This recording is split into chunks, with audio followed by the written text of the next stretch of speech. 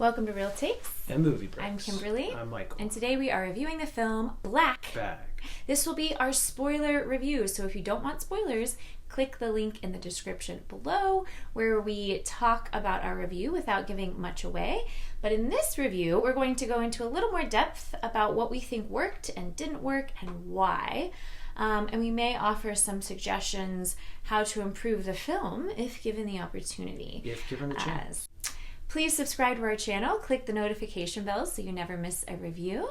So I really loved the style of this film. It felt very nostalgic, almost like I was watching a film made back in the day. It felt a little Hitchcockian, a little bit like an old school spy film, which was fun. So I really liked the cinematography, the art direction, the set design, the costuming. I love Cate Blanchett. Everything she does is awesome.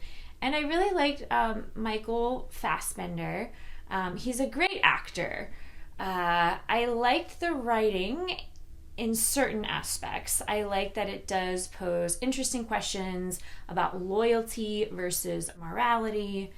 And I enjoyed some of the witty banter back and forth between the characters where they're trying to outwit each other. I like that it's basically like an ode to marriage. You know, it has a happy ending, which is sometimes pleasantly surprising in 2025. It seems like a lot of filmmakers feel like they're afraid to just end the movie in a happy way because they feel like it's trite or, but I like happy endings. So I like that it's very much an ode to marriage.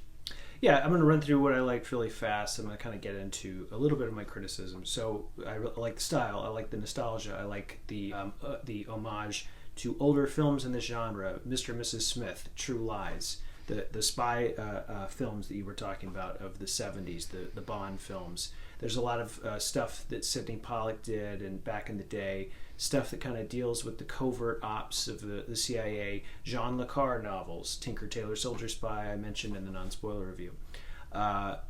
If you know Steven Soderbergh's work, then you would kind of understand where he's coming at with this film. Like, I saw a lot of sex, lies, and videotape in this movie, which is one of his very early films.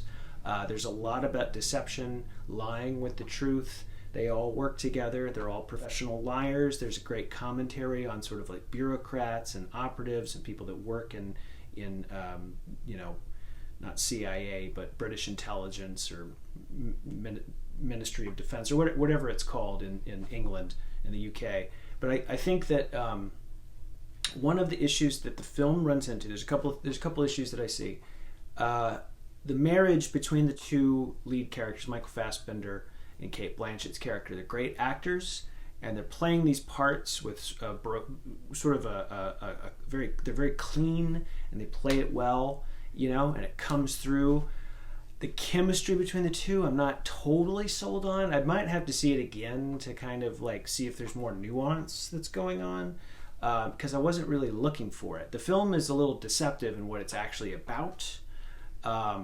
However, once it kind of gets going and you kind of see what's happening and where it's going, you're like, oh, okay, I see. It's sort of Mr. and Mrs. Smith meets like a more adult, like it almost kind of reminded me of Chinatown, which we watched last week. This complex screenplay, but with sort of a Mr. and Mrs. Smith angle to it, where he's spying on her, she's sort of spying on him, everybody's spying on each other,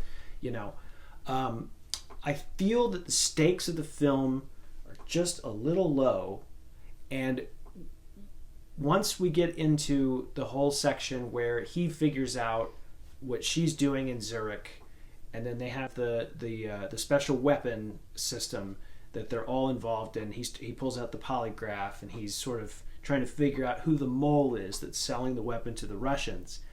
Once we get to that point, it's almost like from that point on, the main characters, the leads, are kind of safe. They kind of sail and coast through to the end of the film. And I wanted to see a conflict that they had to overcome. Something that really is like, oh my gosh, that just happened to them. And then you see a character change. I don't feel like I see a character change. Yeah, that's a good point. I don't feel like there's much of an arc, because we start out with kind of like a happy couple, and I guess you could argue that Michael Fassbender's character, okay, at first he's not sure if he can totally trust his wife, because in their line of business, they're professional liars. They have to be deceptive in their business. And I do like how the film raises the questions, can you have a healthy relationship when you are intelligent agents living together? And so it did feel very much like Mr. and Mrs. Smith. However, in Mr. and Mrs. Smith, there was much more of an arc. But the movie of Mr. and Mrs. Smith is just about the relationship. True Lies is about the fact that he's lying to his wife, and then she gets involved in what he's doing, and it's a little bit more fun. Mm-hmm. And it's not an intellectual exercise of understanding this complex dialogue. Yeah. Now, I like that. I like seeing Pierce Brosnan walking around, which was a nod to James Bond, mm-hmm. which I thought was... And by the way, Amazon, if you're listening, James Bond, bring old Pierce Brosnan back to be Bond. That would be cool. Yeah. If he could actually play him as old Bond, that would be... That would be really cool. Pierce Brosnan today remains one of my favorite Bonds I've ever seen. Yeah, yeah. And I love seeing him in this movie because it is very much reminiscent of Bond films. Well, it was a little nod, you know, and I thought that was a nice touch. There's a lot of nice little moments. Like, Steven Soderbergh's an incredible director. Like, those fishing scenes are wonderfully orchestrated. He's able to pull tension. It's Hitchcockian. And there is a little bit of a funness to the suspense, like in a Hitchcock movie, like in a North by Northwest or something of that nature. However, once again, I think that the marriage is a little dicey. Is it a healthy marriage at all? Is their relationship, does it even really make sense? Are there? I feel that there are contrivances in the movie that are there for convenience more than for good storytelling, good building of storytelling. This film, like, I always felt they were safe. I like at the end when Alex or whoever, I can't remember his name, who gets the gun at the end, who reveals himself to be the mole. I was like thinking to myself, okay, well, obviously the gun isn't loaded, which I guess it was blanks. I knew that, like, it was predictable. Soderbergh should know that the audience knows that. He should know that someone like me has watched the film like, oh yeah, obviously the gun's not loaded, and then he should that's the Chekhov's gun. He's got it there on the table. He's got this great device. It's a great setup. Mm-hmm. Create suspense with Chekhov's gun. It's sitting there on the table. Create a moment that is an unexpected moment with that gun, meaning that he grabs the gun, but then he loads the gun himself, or he has another gun on him, mm-hmm. and he declines to use that gun. So now we're in a situation where he could actually get shot. So instead of the gun doesn't work, and then she shoots, which is just, and it just felt very like, oh, well, that's it. You know? And that opening scene at the dinner scene, when she stabs his hand, he gives him the truth serum, and they're all being really open and honest at the dinner, that whole sequence is supposed to set everything else up. The rest of the film is supposed to be like dominoes from that point.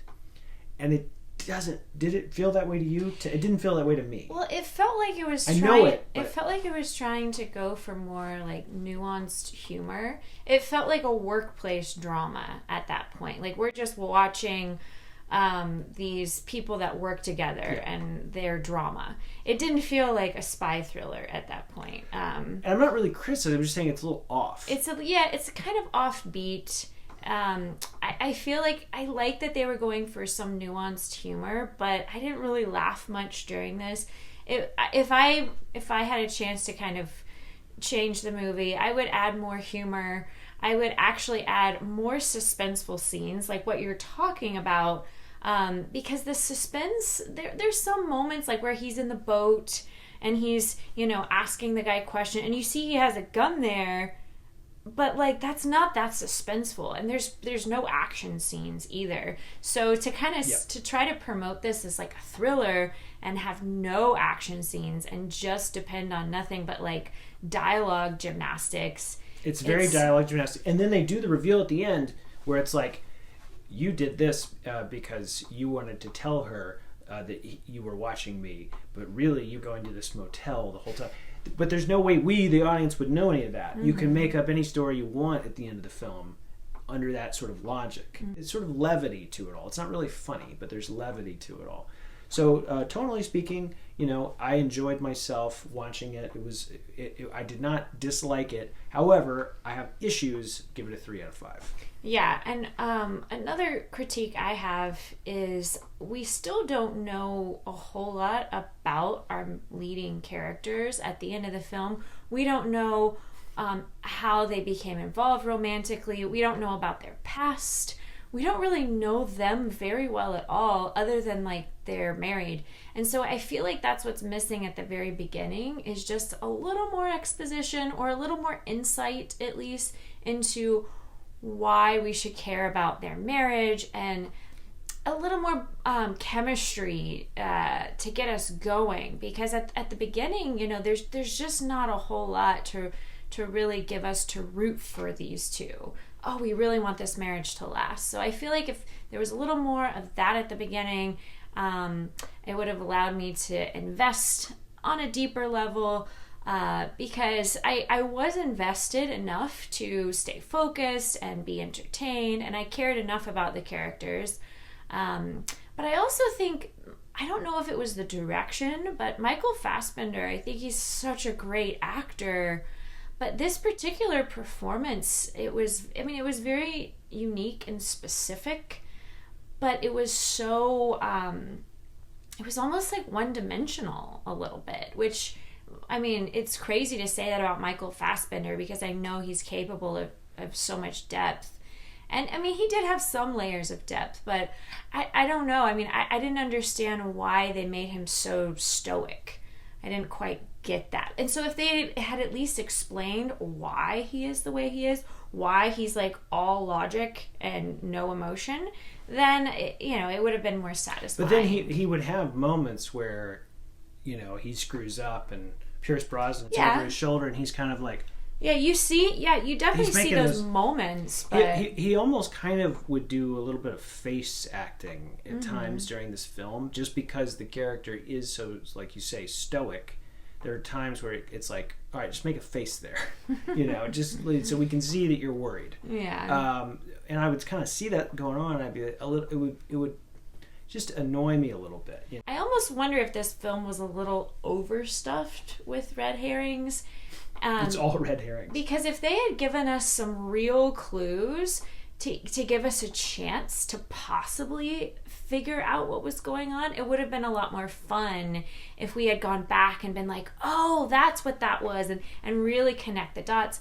But this isn't a movie that really gives us the clues. It's more a movie that really fast dialogue that's almost too hard to keep up with at times, and then doesn't give us enough clues to have any possibility of solving it. Yeah. In my opinion. So. Yeah. Well, 3 out of 5 for me. What do you give it? I give it a 3.5 out of 5. And I would recommend, I think it's worth a movie ticket. So I am happy I saw the movie. I think it's cool to see a movie like this in 2025. And overall, I think it was really entertaining and fun. And I love that it was only 90 minutes. Yeah, it's short. It was compact, and I wish more films nowadays would only be 90 minutes long. Movies today, I think, are way too long. You have to be a really, really amazing movie to be worthy of my time over 2 hours. So. But I'm also going to contradict myself and say, but I also wanted to see more things happen to these people to get me a little more like, oh wow, that took me on a bit of a roller coaster there. But I'm very happy they made a movie like this in the year 2025. Yeah. You just don't see as many things like this. It's a little more classic, and I like that. I enjoyed the film, but my issues with it kind of hold me back from giving it a better rating. But I'm going to think about it. I'm going to see it again, and I might revise it. So. Yes, and if you've seen the film, comment below. Let us know what you thought about it. If you agree with us, disagree, we'd love to hear from you. And hopefully our review helped you process the film a little bit more. If there are any movies you would like us to review, comment below, let us know. And in the meantime, stay real. Have wonderful takes.